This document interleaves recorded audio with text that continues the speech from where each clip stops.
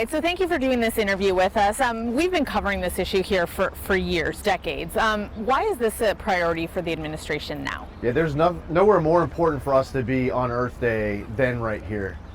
This is a crisis, as you point out, it's been going on for decades and it needs to end. This isn't something that we're able to just turn a switch. It's a complex issue, and there's a lot of different projects that need to happen in order to get this over the finish line. And it needs to end. I mean, when you look at the beach closures, the issues of public health, degradation of Tijuana River Valley, the smell, and the list goes on. The Navy SEALs who have been impacted. We are being reminded every single day why this isn't an issue that's in the past, and it's not easily resolved or would have been done by now. I had a very productive meeting, well over 90 minutes yesterday, with my Mexican counterpart. We was at the consulate's office here in San Diego. The consul general was there, the Mexican commissioner, the IWBC, and other members of the Mexican delegation. The conversation was pretty substantive. We went through a long list of specifics.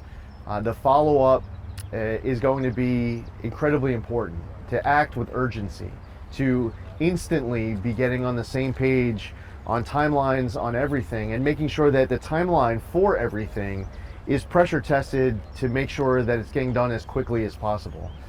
We don't want to see this never ending into the future, and that's why we're coming here with incredible sense of urgency to have a solution that can be executed to permanently end this. How will you hold Mexico accountable for the work that you say needs to be done on that side of the border? You know, one of the messages that the Mexican Environmental Secretary conveyed yesterday, and I've actually heard something similar from President Trump on our side, is that the Mexican president has really had some very productive conversations with the U.S. president. I've heard President Trump saying very complimentary things, the Mexican president and vice versa, and that's good for a new relationship between presidents who have just taken office. The next step is ensuring that relationship can be strengthened, where communications can go out on both sides. The communications can be substantive, the information that's provided publicly is accurate, and that sense of urgency can be sensed here by the public.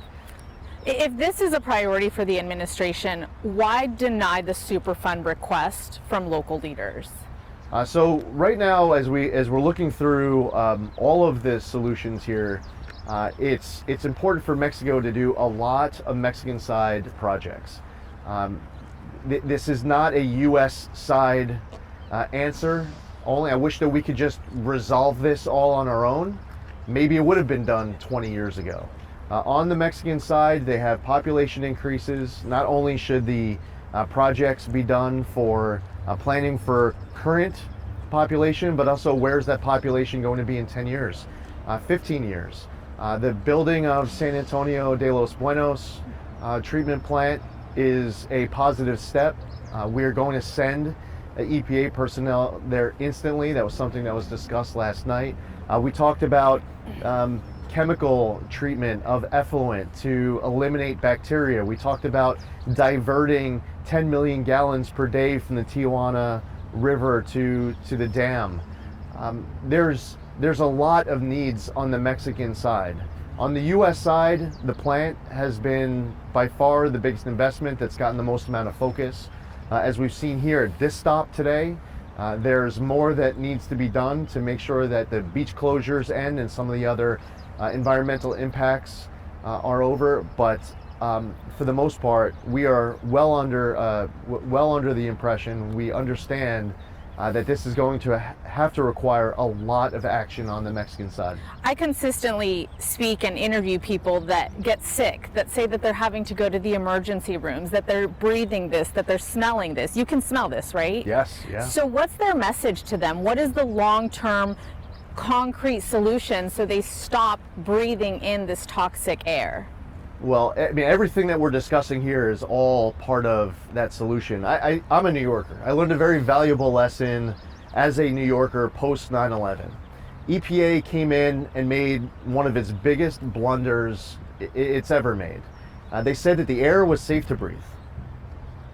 And I have a commitment as EPA Administrator that I am never going to mislead or deceive the public on something that is as important as this. It's an issue, and it needs to get resolved. It's an answer that gets fixed. It gets addressed by getting over the finish line Mexican side projects, some that are currently operating on a timeline of 2025, some 2027, some 2029, and others that haven't even gotten out of the starting gate. So what we're going to do in the coming days, in the coming weeks, is that we want both sides to sit down and go project by project to talk about the timeline of everything and make sure that every single project is operating on the tightest timeline possible. If we're being told that something isn't going to get done until June 2027, we're going to want to know why can't it get done by June of 2026 or March of 2026 or January 2026. We want to talk through that. We actually did that on one of the projects yesterday, where as we are talking, we are finding ways to cut months off of a timeline. We're going to have to do that with every project. But at no point between now and this crisis actually ending is there going to be any moment where we're going to be out here declaring and celebrating that this issue is over. And unfortunately, this is a reality in the moment that we all inherited. I just came to this position now less than 100 days ago.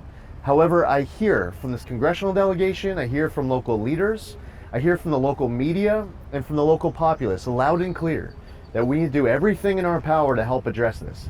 This is our commitment at EPA, and quite frankly, I'm excited about having the opportunity to help. Will San Diegans have to foot the bill for this? Well, on the Mexican side projects, the United States has participated in a lot of those projects. It's no more than a one-to-one contribution. On the U.S. side, the U.S. taxpayer has been funding 100% of these U.S. projects. This is something that's come with a very large bill, these U.S. side projects on the San Diego side. But this has been a nationwide effort. There are people from all 50 states footing the bill. I would say San Diego residents have bared the largest brunt of life under this reality. And I'm not going to attempt to speak for San Diego residents when I say this, but I would imagine that if there was a message from San Diego residents to the rest of the country, I'm sure San Diego residents appreciate the rest of the country making those contributions to get this fixed. And we have to get it done. Whatever we need to do to get this done, we're not gonna be able to do it by ourselves here on the US side.